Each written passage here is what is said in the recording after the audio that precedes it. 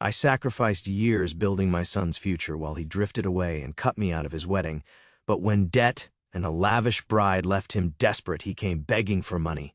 So the silence grew heavier, and what happened next no one expected. For as long as I can remember, my life has revolved around my son. Raising him alone was not easy, but I never complained. It was necessary to ensure that he had everything he needed. From the moment I held him in my arms, I knew that my entire world would shrink down to his well-being, his happiness, and his success. I worked tirelessly, taking extra shifts whenever necessary, sacrificing my own pleasures without hesitation, all with one goal: to give Ethan a life without hardships. But it wasn't just financial security that drove me to be the mother I was. It was also the responsibility of raising him with values, with gratitude, with the understanding that everything he had did not come from nowhere, but from the relentless efforts of a mother who gave him everything. Throughout his childhood and teenage years, I was his biggest supporter. I was the one who attended every school event, who celebrated each of his victories no matter how small, and who picked up the pieces when things didn't go his way. I always believed our relationship was strong, that the bond we had built over the years was unbreakable, but I was wrong. At some point, without me even noticing, everything I had built began to crumble. It all started when Ethan met Madison, a young woman who, from the moment she entered his life, marked a before and after in his attitude. At first, I thought it was just the excitement of a new relationship. It's normal that when someone falls in love, their world narrows a little and their attention shifts toward the person they want to spend their time with. I wasn't worried, but I noticed small changes. He no longer called as often, his visits became less frequent, our conversations grew more superficial. I tried not to overthink it, convincing myself that it was just a phase. But as time passed, the signs became too obvious to ignore. The first time I truly felt pushed aside was on his birthday. We had always had a tradition of having dinner together that day, but this time, when I asked about his plans, he simply told me he would be busy. No invitation, no explanation. Later, I found out through social media that he had celebrated with Madison's family, with his friends, with everyone except me. I felt a tight knot in my chest, but I decided not to make a scene. I justified his behavior, thinking maybe he didn't want Madison to feel like she had to share him. Maybe it was just a matter of adjustment, but time only confirmed what I already knew deep down. With each passing week, Ethan drifted further and further away from me. He became someone almost unrecognizable, a man who, despite being raised with love and sacrifice, acted as if I didn't exist. I watched him disregard my efforts, behave as if everything I had given him meant nothing, as if being his mother was nothing more than a footnote in his story. And then, when he announced his engagement to Madison, I felt a mix. A part of me was happy for him. He had always dreamed of this moment. But another part, the deepest part of me, couldn't ignore the feeling that I no longer had a place in his life. Still, I forced myself to think positively. Maybe this would be a new beginning for us, an opportunity to rebuild what seemed to have been lost. But the months leading up to the wedding only reinforced my fears. I wasn't included in almost anything. Every time I tried to get involved, I was met with curt responses from Ethan or vague excuses about how everything was already under control. No one consulted me about the preparations. No one asked for my opinion on anything. And when I asked if I could help with something, Madison, with her condescending tone, told me she didn't want to bother me with such tedious details. I stayed quiet, swallowing the lump in my throat, trying to convince myself that maybe I was overreacting, that maybe this was normal, but it wasn't. When the wedding day finally arrived, I went with my heart in my hands, hoping that, despite everything, this moment would still be special. I dressed carefully, choosing a dress I had picked out weeks in advance, wanting to be presentable for the occasion, only to face the greatest humiliation of my life. When I arrived at the Grand Oak Wedding Hall, the staff at the entrance looked at me with confusion. They checked the guest list, and after a few seconds of awkward silence, they told me my name wasn't there. At first, I thought it had to be a mistake. I tried to explain. I tried calling Ethan, but he didn't answer. And then Madison appeared, with her fake smile and syrupy voice, looking at me as if I were a nuisance she needed to get rid of. With a sickening calmness, she said that she and Ethan had decided it would be best if I didn't attend. "We don't want any drama," those were her exact words, as if my presence at my own son's wedding would somehow ruin their day. At that moment, I understood everything. It wasn't a mistake, it wasn't a misunderstanding. My son had made a conscious decision to erase me from this important day. I stood there at the entrance, feeling like a stranger, an outsider in the life of the person I had given everything for. An indescribable emptiness washed over me, a wound I knew would never fully heal. I turned around and walked away, my dignity shattered, but with the certainty that something had changed forever, the call that shattered any hope. Days passed before Ethan finally bothered to call me. There was no remorse in his voice. He said he hoped I would respect his decision and that we could talk about it soon. There was no apology, there was no empathy, just a demand disguised as courtesy. That was the moment I knew I had a decision to make. I had spent my whole life giving him everything, expecting nothing in return except for his love and respect, and now that he had shown me he had neither, it was my turn to decide what to do with what little remained between us. Weeks passed after the wedding. After that day when I stood outside the wedding hall feeling invisible, irrelevant, completely removed from my own son's life. In that time, I made no effort to reach out. I didn't try to reopen any channels of communication. In the past, I would have rushed to call him, to ask what I had done wrong, to try to fix whatever the problem was, even if I didn't know what it was. But this time was different. I didn't call, I didn't text, I didn't seek explanations. I simply disappeared from his life the same way he had decided to erase me from his. At first, the silence was heavy. Every day, every hour, every minute without hearing from him felt like a reminder of how little I had meant to him. I couldn't help but wonder, would he ever miss me? Would he ever look back and feel even the slightest regret for what he had done? But as time passed, the weight grew lighter. I stopped looking at my phone, waiting for a message. I stopped checking social media for clues about his new life. And little by little, I found unexpected peace in the absence of his voice. The call that changed everything. Then, out of nowhere, the silence broke. The call came on an ordinary day, a day when I expected nothing from him. I glanced at my phone, and his name lit up the screen like a ghost from the past. I won't lie. For a second, my heart raced. For a moment, a part of me thought, maybe, just maybe, this call would bring an apology, maybe a tiny sign of remorse, maybe even a chance to rebuild what had been broken. But I was wrong. As soon as I answered, his tone was the same as always, as if nothing had happened, as if he hadn't humiliated me weeks ago, as if everything was fine between us. He greeted me with the same casualness he always used when he wanted something, and without wasting much time on formalities, he got straight to the point. He needed money. Apparently, the wedding had been far more expensive than planned.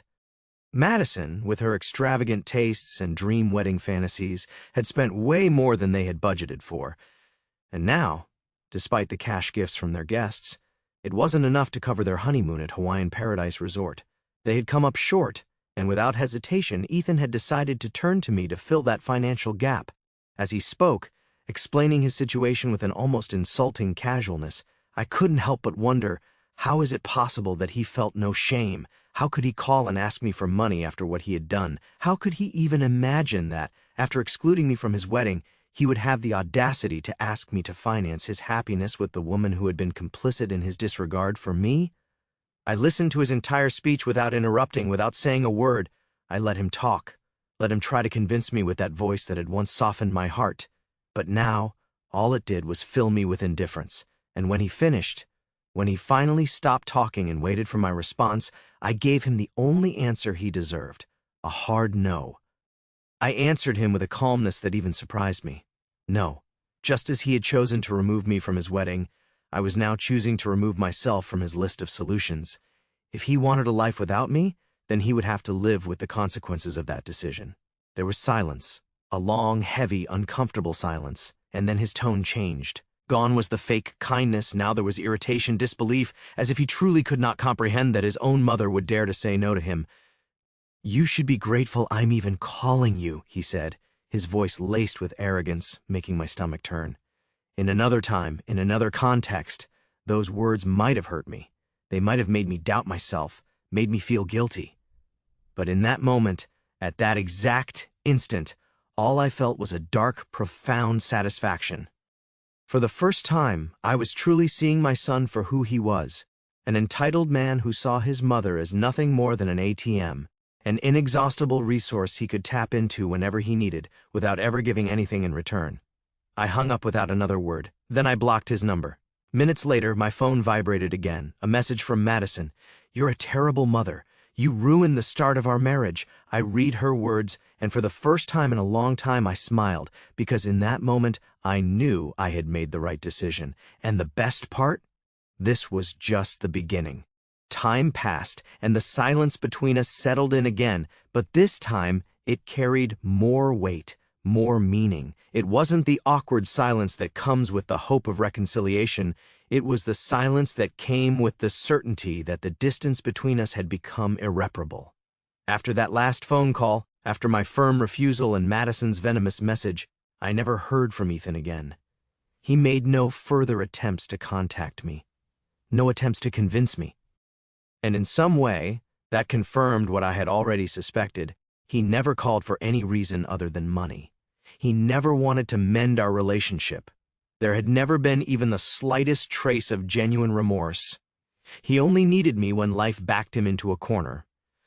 But the universe has a funny way of settling scores, and it didn't take long before I started hearing about what was happening in his life. The information came from different sources, distant relatives, mutual acquaintances, snippets of overheard conversations, and of course, social media, that curated showcase where people desperately try to make their lives look better than they really are. The honeymoon that Madison had always dreamed of turned out to be a watered-down version of what she had planned. Instead of the luxurious Hawaiian paradise resort with breathtaking ocean views, the one she had bragged about to her friends, they had to settle for sunset in a far less exclusive destination. In the photos they posted, they tried to fake happiness, but there was something off about the way they smiled, the way their friends' comments were filled with phrases like, "What matters is love," the kind of things people say when they know things aren't as perfect as they seem. But the honeymoon was just the beginning of their downfall. Reality hit them hard upon their return. The wedding had been an enormous financial burden, and now, with their bank accounts emptier than expected, tension started to rise. I soon found out that Ethan and Madison had bought a house before the wedding, a home that Madison had picked out with the confidence that if financial trouble ever arose, I would be there to help. I could picture the conversation they must have had at the time. "Don't worry," she must have told him. "Your mom loves you too much to let you struggle." And Ethan, trusting so sure she was right, had agreed. But now, without my financial backing, without my wallet to solve their problems, the bills started piling up. Payments started falling behind, and stress did what it always does in these situations. It revealed people's true colors. Madison, who had played the role of the loving wife so well, started showing signs of impatience. I knew because her once flashy social media, which had been filled with posts about their perfect life, became a barren wasteland. No more pictures of expensive dinners. No more shopping sprees, no more weekend getaways. Everything became duller, more mundane. And then the second call came. But this time, it wasn't from Ethan. It was from Aunt Linda, someone who had never been entirely on my side, but had also never fully distanced herself from me the way Ethan had. Her tone on the other end of the line was a mix of caution and urgency. "Maggie," she said, dragging out my name with a hesitant sigh. "I don't want to meddle where I'm not wanted, but I heard that Ethan is having trouble with the house, and well, I thought maybe you'd want to talk to him." I stayed silent for a moment, letting her words settle. I knew exactly what she was doing, testing the waters, seeing if I still had any weakness left for my son, seeing if there was still a part of me willing to drop everything and run to fix his life. So, with absolute calm, I responded with the exact words they had thrown at me at the wedding hall. "I don't want any drama." There was silence on the other end, then a heavy sigh. Aunt Linda didn't argue. She didn't try to convince me. She didn't give me a speech about the importance of family. Maybe because deep down she knew I was right. The days passed, and even though I had no direct contact with Ethan, bits and pieces of his life still found their way to me. A mutual acquaintance told me that Madison was growing resentful. She blamed Ethan for not planning better financially. She was colder with him, less affectionate. Someone else mentioned that Madison had even considered moving back in with her parents for a while, something that, for someone like her, must have felt like a humiliating defeat. Meanwhile, I was living my life with a peace I hadn't experienced in years. I focused on myself. I enjoyed my independence. I allowed myself the luxuries I had denied myself for so long because I had been too busy making. Sure, Ethan had everything he needed. Until the final blow came. It happened during a conversation with an old friend, someone who, by sheer coincidence, had run into Madison at a social event. She told me Madison looked different, distant, more withdrawn, and, in the middle of a conversation with other women, Madison had bitterly muttered a sentence that confirmed what I already knew. Without his mother, Ethan is nothing. An old friend ran into Madison at a social event and noticed a change in her. She seemed distant, drained. In the middle of a conversation, she muttered bitterly, "Without his mother, Ethan is nothing." That was all I needed to hear. Time passed, and the cracks in their so-called perfect life deepened. The silence between us wasn't just empty, it was deafening. Ethan never tried to contact me again, and Madison's passive-aggressive messages stopped.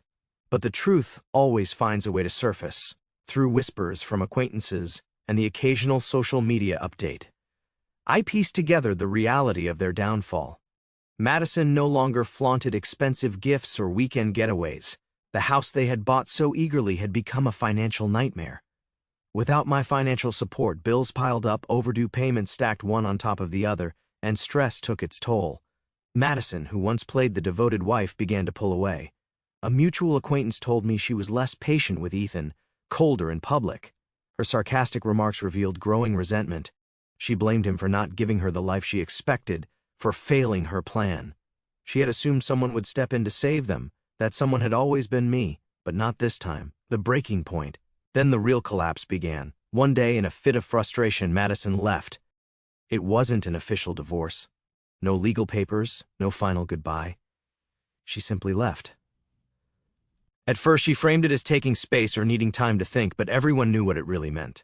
Soon, word spread that she no longer stayed at their home, the one they had built together, that she was going out more, seen with other men who could offer her the luxury she craved. And Ethan, my son, the boy who once held my hand and looked up to me with admiration, was now just a man left alone in an empty house, drowning in debts he couldn't pay, weighed down by a life he was never truly prepared for. The final confirmation. I knew their fantasy had fully crumbled when I received a message, not from Ethan, not from Madison, but from Aunt Linda, the same aunt who had once tried to convince me to help him. This time her tone was different. No hesitation, no persuasion, just a blunt statement. "Ethan isn't doing well. I don't know if you care or not, but I felt you should know." I read the message once, twice, 3 times, and then I waited to feel something. The impulse to call, the urge to ask, the instinct to fix things. But I felt nothing. Time passed, as it always does, without pausing for anyone. The rumors about Ethan faded, not because his situation had improved, but because misery loses its shock value when it becomes routine. From the bits and pieces I gathered, he was still in that house alone. The whispers of his separation were no longer just speculation, they were fact. Madison had not only left, she had moved on, and in the most telling way possible, by finding someone richer, someone more ambitious, someone who could give her what Ethan never could. I wasn't surprised. From the moment I met her, I knew Madison was incapable of love, at least not for anyone but herself. But what did surprise me, what I found almost poetic, was how quickly Ethan ended up completely alone. He had no friends to turn to because the people he thought were his closest friends were just acquaintances. People who were around when there were parties, fancy dinners, and celebrations. But when the invitations stopped, so did their presence. He had no family to rely on because he had chosen to cut off the one person who had always been there for him. And after all this time, after everything that had happened, after months of silence, one day my phone rang. Ethan's name lit up the screen, a ghost from the past refusing to fade. For a second, I considered letting it go to voicemail, just like all the opportunities he had wasted. But curiosity won. His voice was different.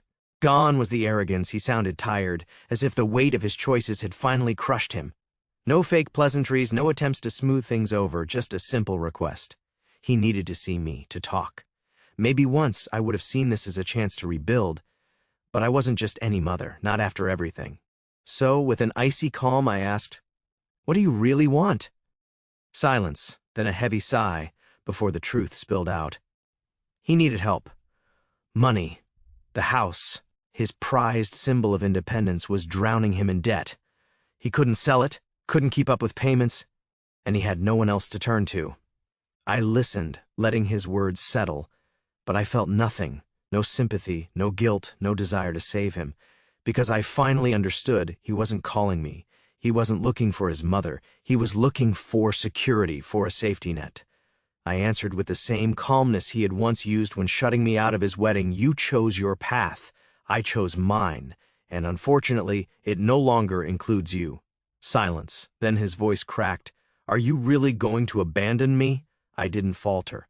I hope you find someone to help you, because I won't.